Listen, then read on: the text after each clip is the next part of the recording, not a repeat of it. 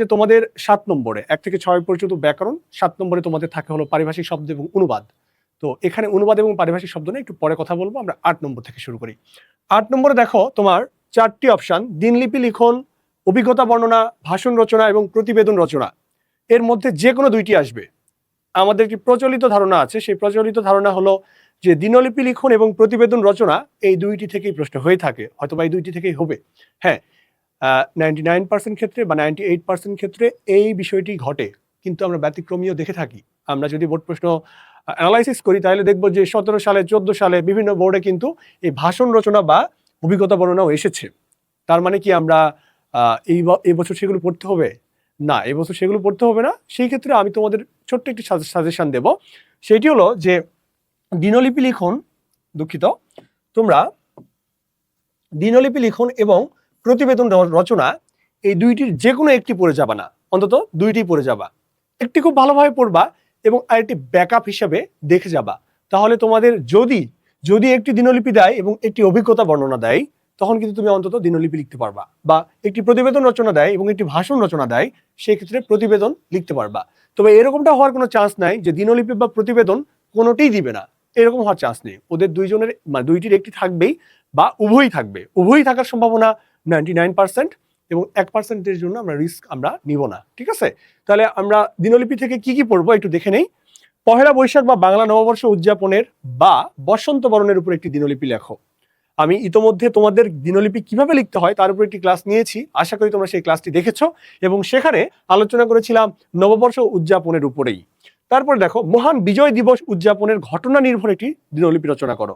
কোনো একটি ঐতিহাসিক স্থান ভ্রমণের দিনলিপি, কলেজে প্রথম দিনের অনুভূতি বা শেষ দিনের অনুভূতি, আন্তর্জাতিক মাতৃভাষা দিবসের অনুভূতি, আর এইচএসসি পরীক্ষার পূর্ব রাতের তোমার যে অনুভূতি তার উপর একটি দিনলিপি রচনা করো।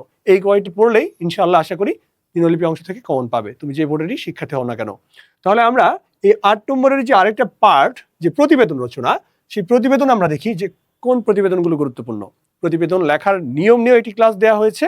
তোমাদের যদি প্রতিবেদনের ফরম্যাট কিরকম বা কিভাবে লিখতে হয় তোমাদের মনে যদি কনফিউশন থাকে, তাহলে আমাদের চ্যানেল থেকে বা আমাদের ফেসবুক পেজ থেকে সেই ভিডিওটি দেখে নিবে। তো দেখো, প্রতিবেদন থেকে খাদ্য ভেজালের কারণ ও তার প্রতিকার শিরোনামে একটি প্রতিবেদন রচনা করো। দ্রব্যমূল্যের ঊর্ধ্বগতির কারণ ও তার প্রতিকারের উপায় সম্পর্কে দৈনিক পত্রিকায় প্রকাশ উপযোগী। প্রতিবেদন কিন্তু 3 ধরনের: 1 দৈনিক পত্রিকায় প্রকাশ উপযোগী, 2 হলো তোমার প্রাতিষ্ঠানিক প্রতিবেদন, আর 3 এই দুইটার মধ্যে পড়বে না অন্যান্য প্রতিবেদন। তাহলে এই 3টি প্রতিবেদনের যে কোনো একটি আসতে পারে, তোমার কিন্তু এই 3টি ফরম্যাট সম্পর্কেই ভালো ধারণা থাকা চাই। 3 নম্বরে খেয়াল করো, সড়ক দুর্ঘটনার কারণ ও প্রতিকারের সুপারিশ সহ একটি প্রতিবেদন, ডেঙ্গু জ্বরের প্রকোপ, কারণ ও প্রতিকার সম্পর্কে একটি প্রতিবেদন, পরিবেশগত ভারসাম্য রক্ষার জন্য চাই বৃক্ষরোপণ এই শিরোনামে একটি প্রতিবেদন, যুব সমাজের নৈতিক অবক্ষয় এই শিরোনামে তোমার কলেজ লাইব্রেরি জরিপ করে একটি প্রতিবেদন। এই কলেজ লাইব্রেরি জরিপ করলে এটি সাধারণত প্রাতিষ্ঠানিক কথাটি উল্লেখ থাকতে পারে, অধ্যক্ষ বরাবর লিখতে হইতে পারে। স্বাধীনতা ও জাতীয় দিবস উদযাপনের উপর একটি প্রতিবেদন রচনা করো। আশা করি ইনশাল্লাহ এর মধ্যেই তোমাদের প্রতিবেদন কমন চলে আসবে।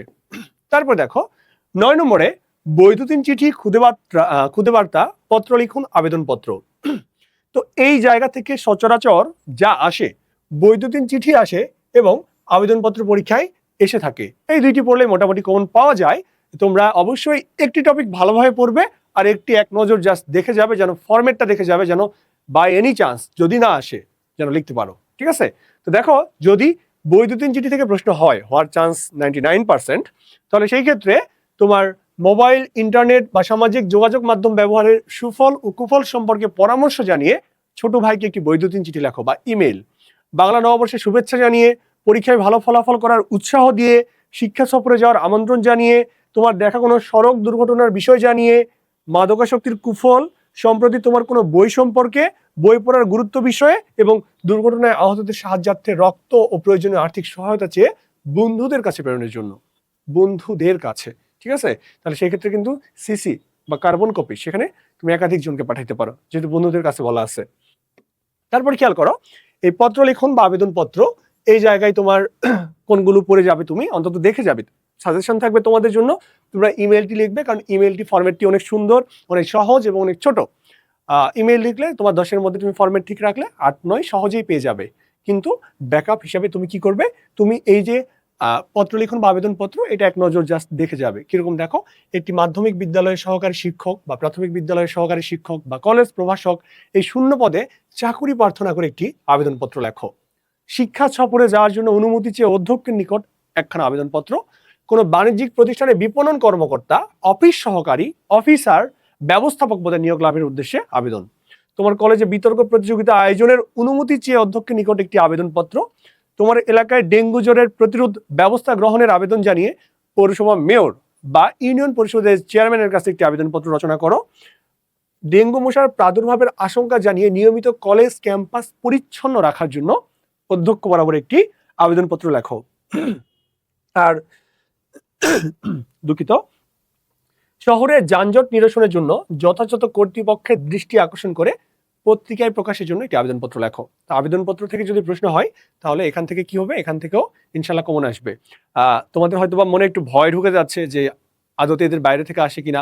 আসলে এদের বাইরে আসার চান্স নেই। তোমার ওই যে বৈদ্যুতিন চিঠি বা ইমেল এবং আবেদনপত্র এর মধ্যেই প্রশ্ন হবে। খুদে বার্তা আসার চান্স খুবই খুবই খুবই কম, 0.001% বলা যায়। ঠিক আছে, একদম নাই তো বলা যায় না, অল্প একটু বলা যায়, যেহেতু সিলেবাসের আছে।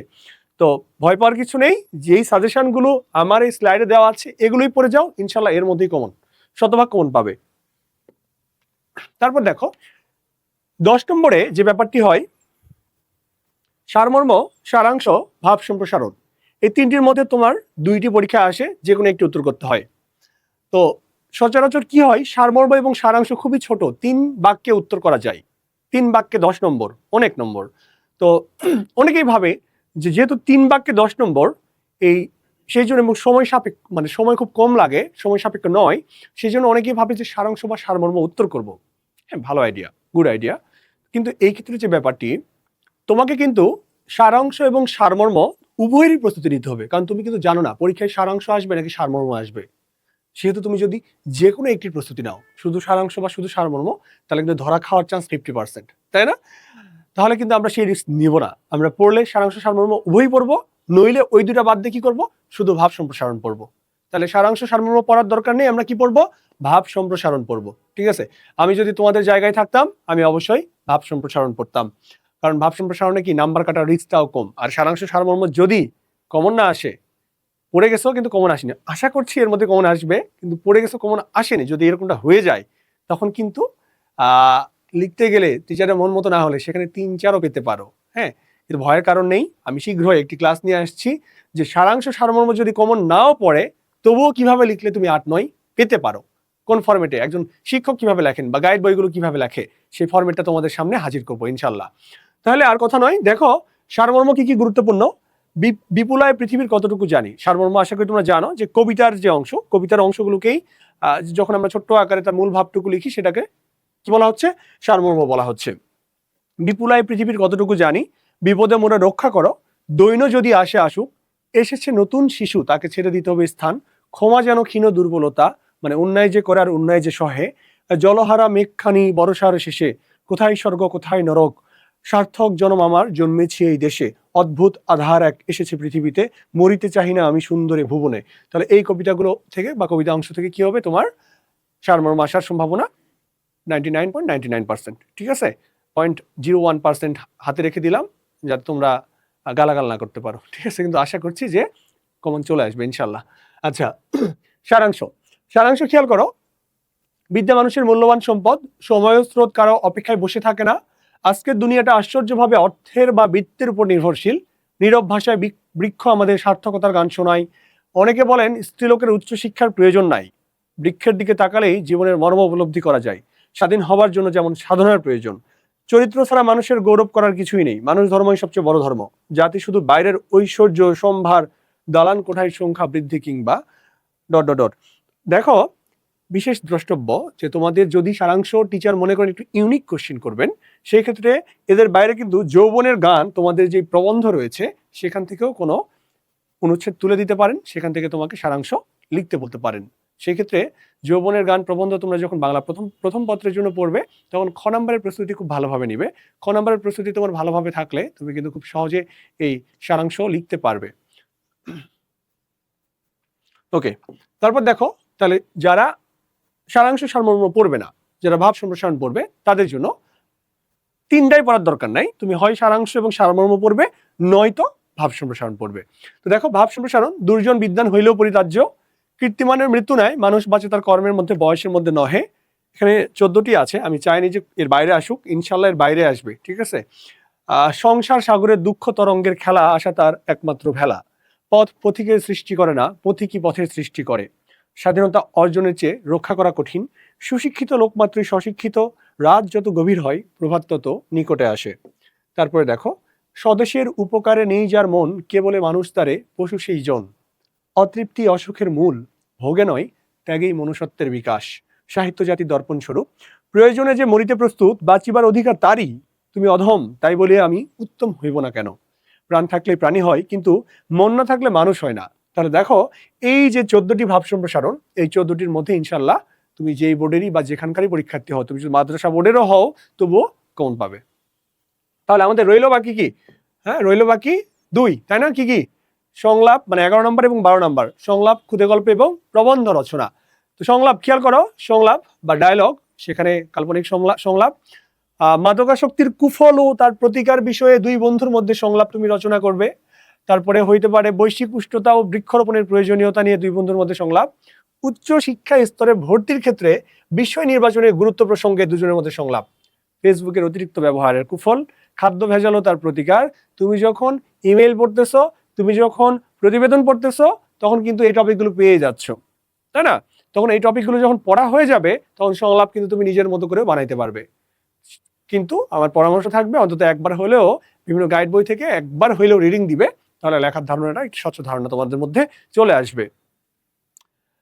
খাদ্য ভেজাল ও তার প্রতিকার, বর্তমানে নিত্য প্রয়োজনীয় দ্রব্যের বাজার মূল্য বিষয়ে দুই বন্ধুর মধ্যে সংলাপ। নিরাপদ সড়ক চাই বিষয়ে দুই বন্ধুর মধ্যে সংলাপ। শিশু নারীর প্রতি সহিংসতা বিষয়ে শিক্ষার্থী ও শিক্ষকের মধ্যে সংলাপ। যানজটের ভোগান্তি নিয়ে দুই বন্ধুর মধ্যে সংলাপ। আর ক্ষুদে গল্প রচনা আমি মানা করব যে এই জায়গায় যাওয়ার দরকার নাই। ক্ষুদে গল্প রচনা করতে গেলে তোমার সময় নষ্ট হইতে পারে, এবং এই জায়গায় তুমি ফ্রি হ্যান্ড রাইটিং যদিও, তারপরেও টিচারের মন মতো না হইলে একটু ঝামেলা, এটা কমন পাওয়া একটু টাফ, এইটা কমন পাওয়া একটু কঠিন। তো বলবো যে ক্ষুদে গল্প রচনা করতে যেও না, তোমরা সংলাপটি রচনা করো। তারপরেও কেউ যদি মনে করো যে রচনা করবা, তাহলে তুমি এই যে কয়টি আছে এই কয়টি একটু দেখে যাবা। আজ সফলতার সিঁড়িতে, বিপদে বন্ধুর পরিচয়, মানুষ মানুষের জন্য, মোবাইল ফোনে বন্ধুত্বের পরিণাম, স্বপ্নভঙ্গ জীবন প্রাচীর, স্বনির্ভরতার জন্য যা ইচ্ছা শক্তি, আমার শৈশব স্মৃতি, রক্তদান, সততার পুরস্কার। এখন আসি ফাইনালি, যেখানে 20 নম্বর রয়েছে তোমাদের প্রবন্ধ বা নিবন্ধ লিখন বা রচনা। এই রচনা নিয়ে তোমাদের মধ্যে কি অনেক ভীতি কাজ করে যে আসলে কি আসবে না আসবে, কিন্তু বিশ্বাস করো, রচনা 5টাই কোণ পাওয়া সম্ভব। রচনা 5টাই কোণ পাওয়া সম্ভব, এবং তুমি যদি বুদ্ধিমান হও, তুমি 2টা রচনা, বেশি না, 2টা রচনার কি করবা, পয়েন্টগুলো মুখস্থ করে যাবা। রচনা কিন্তু মুখস্থ করার জিনিস না, কিন্তু পয়েন্ট মুখস্থ করার জিনিস। তুমি যদি পয়েন্ট মুখস্থ করে যে পরীক্ষার হলে যাও, তাহলে তোমার কিন্তু রচনা লিখতে সময় কম লাগবে। রচনা কিভাবে লিখতে হয় তার উপর একটি ক্লাস আসতেছে খুব শীঘ্রই, কিন্তু এখানে সাজেশনটা তোমরা একটু নিয়ে নাও। খেয়াল করো, বাংলাদেশের প্রাকৃতিক বৈচিত্র্য বা বাংলাদেশের প্রাকৃতিক সৌন্দর্য অধ্যাবসায়, স্বদেশ প্রেম বা জাতীয় জীবনে দেশপ্রেমের গুরুত্ব। এই জিনিস তোমরা খেয়াল করবা যে প্রতি বছরই আসে, প্রতি বছরই, ঠিক আছে। তারপরে দেখো, জলবায়ু পরিবর্তন ও বাংলাদেশের প্রভাব বা জলবায়ু পরিবর্তন, বৈশ্বিক উষ্ণায়ন, এইটা অনেক গুরুত্বপূর্ণ। বাংলাদেশের পোশাক শিল্প, পর্যটন শিল্প, এই 2টার মধ্যে একটা আসবে, 2টার মধ্যে একটা। তুমি যদি মনে করো যে শুধু আমি এই 2টা পড়বো, তাহলে একটা কোণ পাবা। যদি মনে করো আমি পর্যটন শিল্প এবং পোশাক শিল্প পড়ে যাব, তাহলে একটা কোণ পাবা, ঠিক আছে। তারপরে খেয়াল করো, আধুনিক তথ্য প্রযুক্তি ও তথ্য প্রযুক্তি থেকে একটা আসবে মাস্ট, তাহলে এই 3টার মধ্যে তুমি এক বা একাধিক 2টা পাবা, এই 3টার মধ্যে এক বা একাধিক পাবা, ঠিক আছে। তারপর দেখো, তাহলে আধুনিক তথ্য প্রযুক্তি ও বাংলাদেশ বা জাতীয় উন্নয়নে তথ্য প্রযুক্তি বা শিক্ষা ক্ষেত্রে তথ্য প্রযুক্তির ব্যবহার, কৃত্রিম বুদ্ধিমত্তা, সম্ভাবনা ও সংকট, নতুন একটি রচনা। হয়তো তোমরা কোনো গাইড বই খুঁজে নাও পেতে পারো, তো সেই ক্ষেত্রে তোমরা চাইলে ইন্টারনেটে সার্চ দিয়ে বা ChatGPT কে যদি বলো, তারাও পয়েন্ট লিখে কিন্তু এটা রচনা তোমাকে তৈরি করে দিবে। তুমি চাইলে সেই কাজটি করতে পারো, যদি সেই রচনা তোমার মানে পড়তে চাও, আর স্কিপ করতে চাইলে স্কিপও করতে পারো। তো পরামর্শ থাকবে অন্তত একবার দেখে যেও। তারপরে দৈনন্দিন জীবনে বিজ্ঞান ও প্রযুক্তি বা কৃষিক্ষেত্রে বা চিকিৎসা ক্ষেত্রে, মহান মুক্তিযুদ্ধের চেতনা ও দেশপ্রেম, দেশপ্রেম অলরেডি একবার আছেই, আবার চেতনা দিয়েও দেশপ্রেম দিতে পারে। নারী শিক্ষা ও জাতীয় উন্নয়ন এবং কর্মমুখী শিক্ষা বা বৃত্তিমূলক শিক্ষা, খুবই গুরুত্বপূর্ণ এবারের জন্য, ঠিক আছে। তাহলে দেখো, তাহলে এই 3টার মধ্যে 2টা, তারপরে এখানে একটা, 2-এর আগে 3, স্বদেশপ্রেম একটা, কয়টা, 4, ঠিক আছে। আর বাদ বাকি একটা যে কোনো একটা আসতে পারে 5। তো এরকম 5টা ঘুরে ফিরে তোমার মনে করো যে এদিক ওদিক হইতে পারে, দেখা গেল যে বৈশ্বিক উষ্ণতা বা জলবায়ু পরিবর্তন দিতে পারে। কিন্তু আশা করছি এখানে যে 12টি রচনা রয়েছে, আমি যদি ভুল না করে থাকি, কয়টি? 12টি, হ্যাঁ। 10, 11, 12, এই 12টির মধ্যে তোমরা 5টি যদি নাও পাও, 4টি রচনা কমন পাবেই। 4টি রচনা ইনশাল্লাহ কমন পাবে। এবং তোমরা আমার যদি না পাও, এই ভিডিওটুকু তোমরা ক্রপ করে নিয়ে আমাকে মনে করো যে তোমরা যা খুশি তাই করিও, হ্যাঁ, গালাগালি করিও, একদম যা মন চাই তাই করিও, কিন্তু আমি তোমাকে ইনশাল্লাহ ইনশাল্লাহ এই 12টার মধ্যে তোমরা কমন পাবেই, রচনা কমন আসবেই। তোমাদের সকলের জন্য শুভকামনা রইল। দেখা হবে তোমাদের সাথে এই রচনা লেখার টেকনিক বা রচনা কিভাবে লিখলে ভালো নাম্বার পাওয়া যায়, বা সারাংশ, সারমর্ম, ভাব সম্প্রসারণ কিভাবে লিখবে, এই ক্লাসগুলো নিয়ে। আর বাকি তোমরা কি ক্লাস চাও, কোন ক্লাস চাও বাংলা বিষয়ে, তোমরা কমেন্টে জানাতে পারো। এবং অবশ্যই ক্লাসগুলো শেয়ার করো বন্ধুদের সাথে। দেখা হবে পরবর্তী কোনো ক্লাসে। আজকে এই পর্যন্তই। আল্লাহ হাফেজ, আসসালামু আলাইকুম।